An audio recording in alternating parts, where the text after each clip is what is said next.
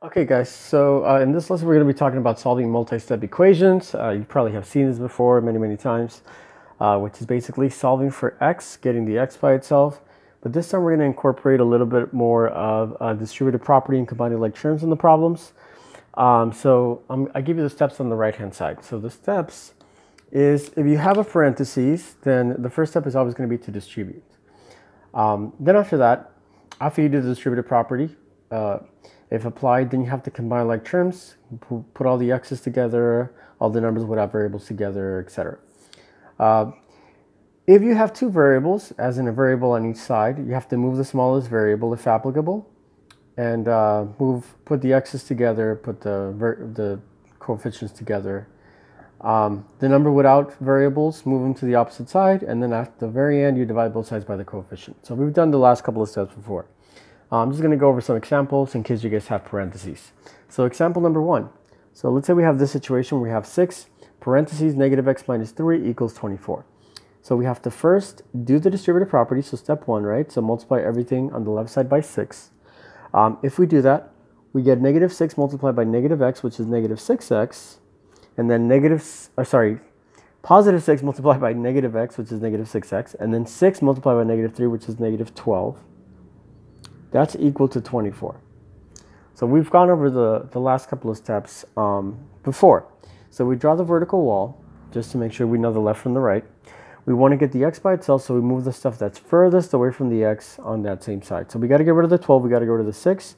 The one that's furthest is the 12, so we do the opposite of negative 12, which is to do the inverse operation of plus 12 on both sides. That way the 12 can cancel. This 12 goes away, we're just left with negative 6x, so we're almost there. On this side, we have 24 plus 12, which is 36. Again, negative 6 and x actually means multiplication, so negative 6x means negative 6 times x. So to do the inverse operation, we have to divide. We divide this side by negative 6. The negative 6 is canceled, we got to divide this side by negative 6. And we're left with our final answer, which is 36 divided by 6 is 6, so it's negative 6 as our final answer. Okay? Let's do another one a little more complicated. So 5x minus 2 parentheses 3x plus 4. So first step is distributive property. We have a negative 2 in front of the parentheses. Again, don't forget about the negative in front of the 2. So negative 2 in front, we have to multiply everything by negative 2. So that's going to give me negative 2. Again, I just dropped the 5x, so the 5x doesn't really do anything. It just goes along for the ride. But this side, I'm going to multiply everything by the negative 2. So negative 2 multiplied by 3 is negative 6x. Don't forget the x. Negative 2 times 4, that gives me a negative 8. And then on the other side, I get negative 16, which just kind of goes along for the ride as well. So we're at this point. So distributive property is done. Next step, combining like terms if applicable. So in this case, it is applicable. The 5x and the negative 6x can be combined. And that actually is combined as negative 1x, or negative x, if you will. So those two are combined into negative 1x. And then we're going to drop everything else down, which is the negative 8 and the negative 16. So now we have this, which we've seen before in the past. So we do the wall. We're laying down the equal sign. We're going to do the opposite of negative 8, which is to plus 8 on both sides, or add 8 on both sides. The negative 8 and the positive 8 go away, so we drop down the negative 1x. So negative 1x is equal to negative 16, positive 8. Again, different signs. We subtract them, which gives me an 8. We keep the sign of the bigger number, which happens to be the 16, so it's going to be a negative 8. Finally, we have to divide both sides by negative 1. Divide by negative 1. We get our final answer, which is x equals 8. So 2 down. Okay, so in this case, hopefully this made sense. We use the distributive property and combining like terms. Let's do 2 more for comfort. So example number 4 and example number 5. So in example number 4, we're going to have this craziness on the left-hand side, and then this nonsense on the right-hand side, which is 2 parentheses.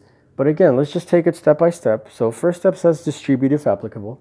So we're going to do that for example number 3, sorry. So in example number 3, distributive property, we're going to multiply everything by the negative 2 here. There's a negative 2 in the front.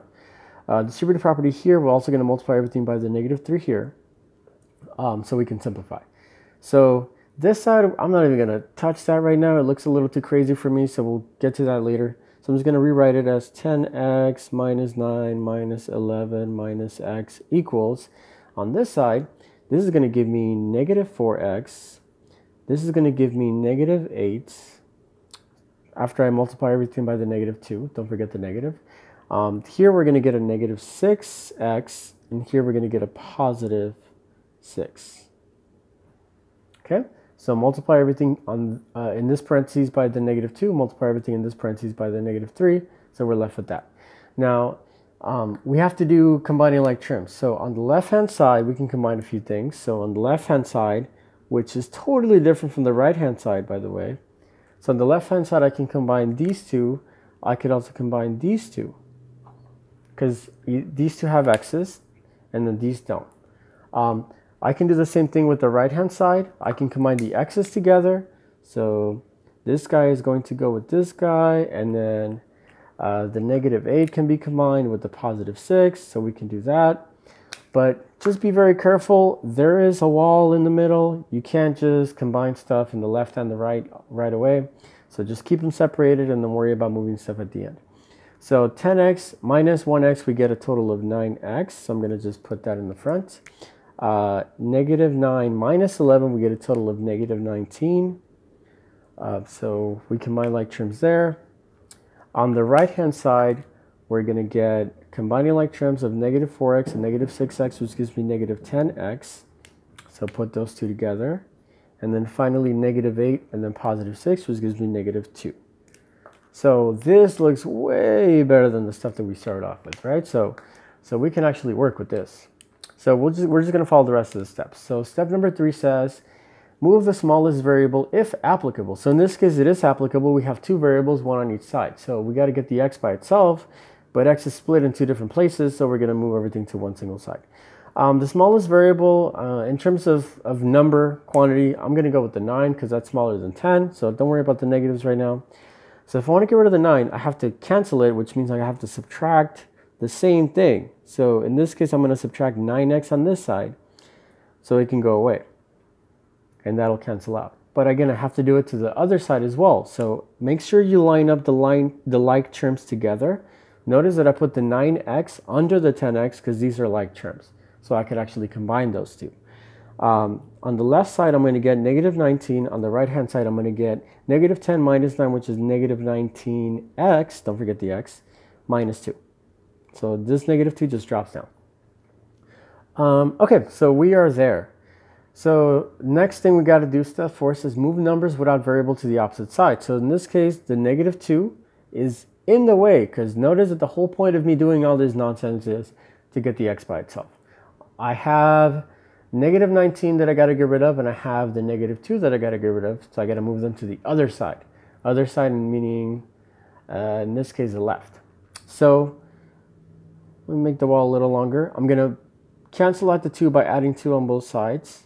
This will make the 2 on the right-hand side cancel with the negative 2.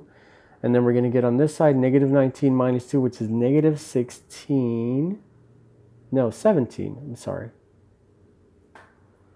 On the right-hand side, I'm going to get negative 19x.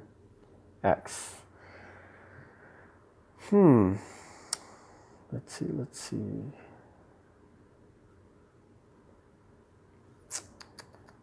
Something looks suspiciously wrong. Why does something look suspiciously wrong?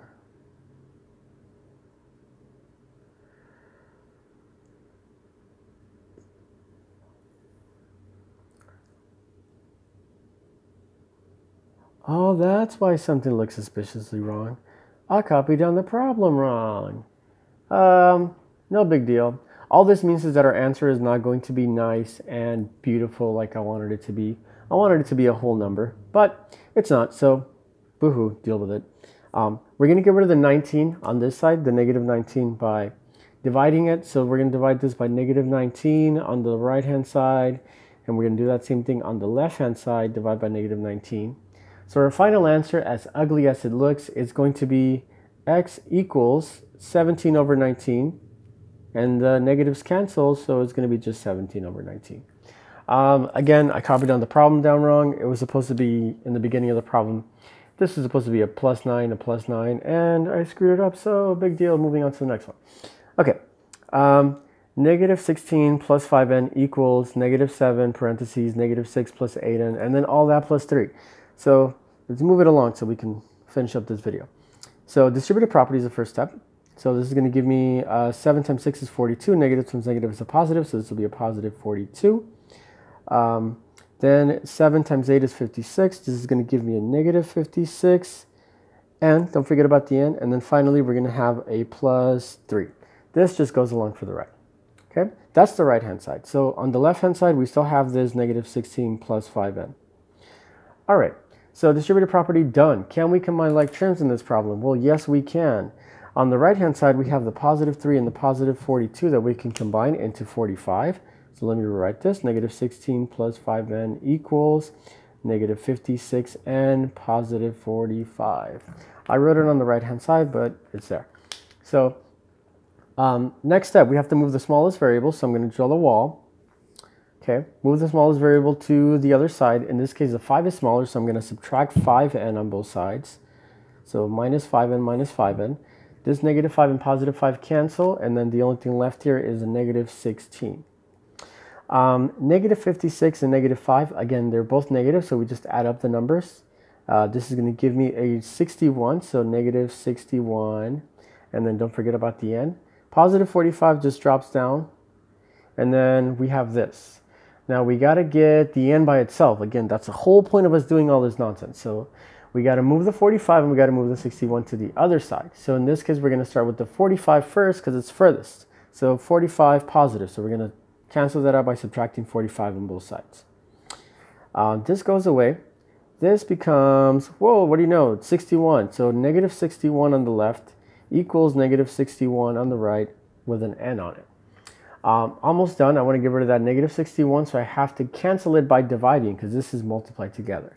So we're going to divide this by negative 61 on the right side, do the same thing on the left side, and we're left with negative 61 divided by negative 61, which becomes a positive 1. So we get 1 equals n, or n equals 1, our final solution. So, oh, I should reword that. Our final answer. So hopefully this helped. I'll give you guys more videos coming up, and then good luck.